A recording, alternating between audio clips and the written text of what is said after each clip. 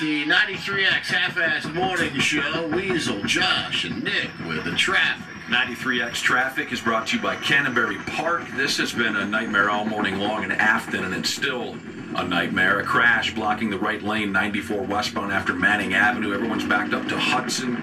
Serious injuries involved, and as you obviously can tell, it'll take a while again before it'll get cleared out. Accident, left lane blocked, Golden Valley, 394 eastbound before Winnetka. Everyone's backed up to 169. Crash, right shoulder, Plymouth.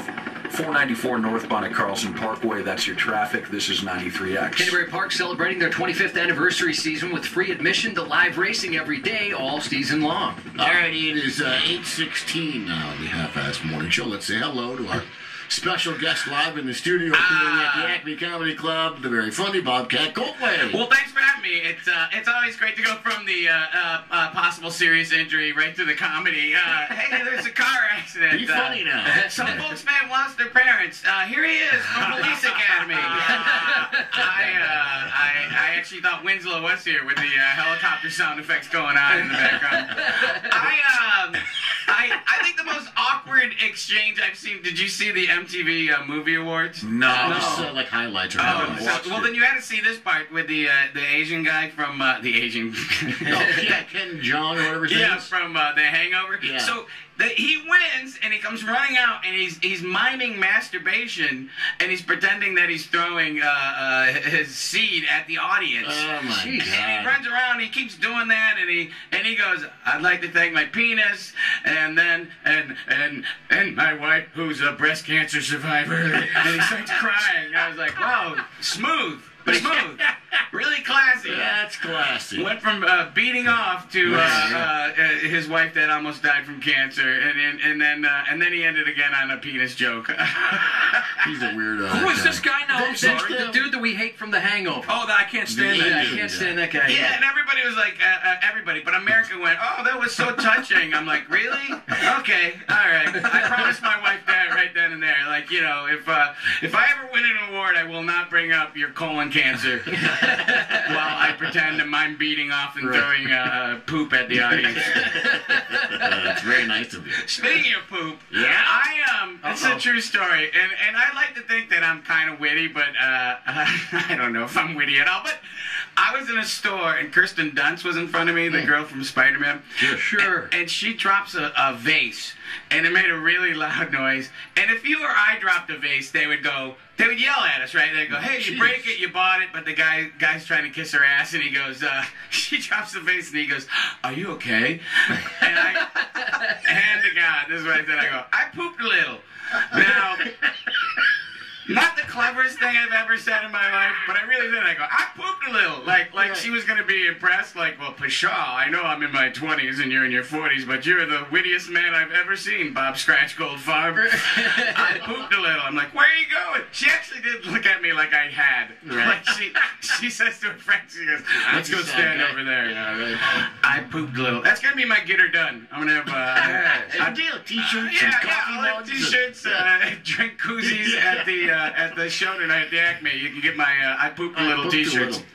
Hey, I'd be proud to wear one of those. if it fits on a bumper sticker, Bobcat, that's just pretty much all that you need. Yeah, I gotta get into this marketing thing. You know, like whenever everybody watches clips of me on YouTube, everybody out there all watching the That's clips. normally what we're doing, yes. But people, when they watch the clips, it's always, you know what I'm saying? I'm like, I'm doing like Furby material at best. You know, I'm talking about like, hey, we gotta stop this Iraqi war. You know, it's the first one too, by the way.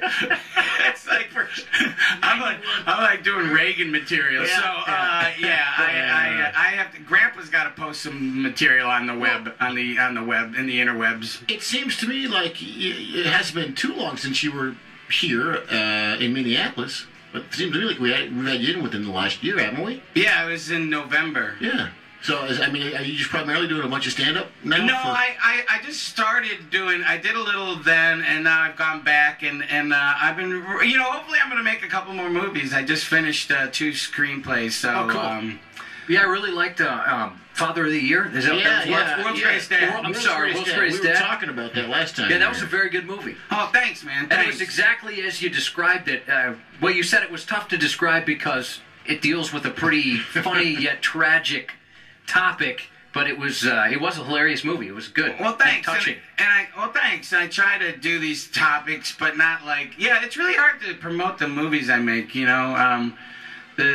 Although the latest script, it's just I wrote like a movie about, I said to my wife, I go, I got to write a genre picture, you know what I mean? Because I like horror pictures. I like all different kinds of movies. And so I sat down and I said, I'm going to write a Billy Jack movie, you know?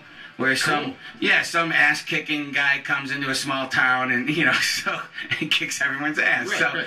So I sat down, I wrote it, and I'm about 45 pages in, and my wife comes in, she goes, how's it going? I go, he's gay now. and my wife goes, we're just going to keep renting. Is that it? We're just going to keep renting. So I wrote this vigilante movie about this tough ex-Marine who's gay, and he comes into this homophobic town, and he kicks ass. He's like, I'm going to have to ask you to stop saying that word. I keep calling him fag. That's hilarious. And so he's like, what are you going to do about it? He goes, well, I'm going to punch him in the throat, I'm going to dislocate your shoulder, and I'm going to severely damage his genitals. And you want to know something? There's not a damn thing you can do about it. And then he kicks everyone's ass, and he goes over to the bartender, and he takes the whiskey that he's been trying to drink, and then he slams it down, and he goes to the bartender, is there a good place to stay in this town?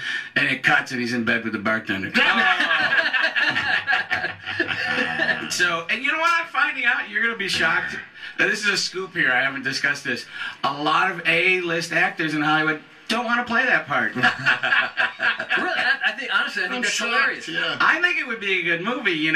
I hope that I would believe in something I wrote. But yeah, so I got that, and then I wrote a musical based on a Kinks album from the 70s that's been my all-time favorite album, and just yesterday, I heard from Ray saying that he really loved the script, so we're going to move forward with that. So it's the Kinks going to be in it, or are you going to No.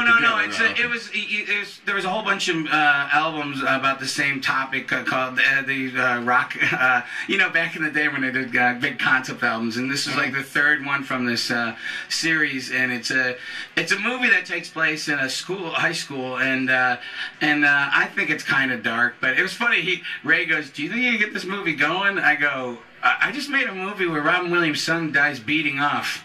I think I can get this movie going with a bunch of kids in a high school sing and dance." Right. So that's what I'm up to.